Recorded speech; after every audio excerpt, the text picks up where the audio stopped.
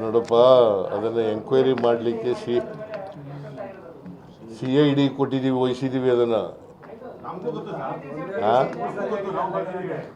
ಹೇಳಿದ್ದೀವಲ್ಲ, ಈಗಾಗಲೇ CID ಕೊಟ್ಟಿದ್ದೀವಿ ಅಂತ ಹೇಳಿದ್ದೀವಿ. CID ಅವರು ಎಂಕ್ವೈರಿ ಮಾಡ್ತಾರೆ. ಅದಕ್ಕೆ ಒಂದು ಇಂಡಿಪೆಂಡೆಂಟ್ ಬಾಡಿ ಎಂಕ್ವೈರಿ ಮಾಡಬೇಕು ಅಂತ ಹೇಳಿದ್ದೀವಿ. ಬಿಕಾಸ್ ಪೊಲೀಸ್ನವ್ರು SP ಯಾಕೆ ಸಸ್ಪೆಂಡ್ ಮಾಡಿದೆ ಅಂತಂದರೆ,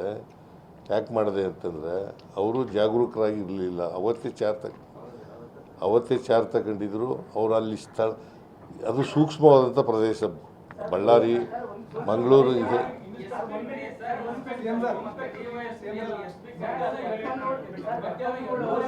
ಅದಕ್ಕೆ ಸೀನಿಯರ್ ಆಫೀಸರ್ನೇ ಸಸ್ಪೆಂಡ್ ಮಾಡಿದ್ದೀವಲ್ಲ, ಅವ್ರ ಮೇಲೂ ಕ್ರಮ ತಗೊಳ್ತಕ್ಕಂಥ ಕೆಲಸ ಮಾಡ್ತಾರೆ.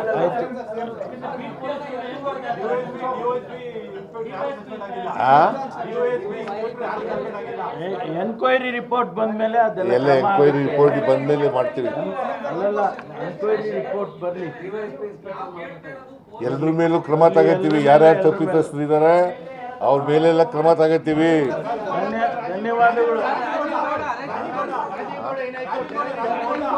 ಅರೆಸ್ಟ್ ಮಾಡ್ತಾರೆ. ರಾಜು ಕೂಡ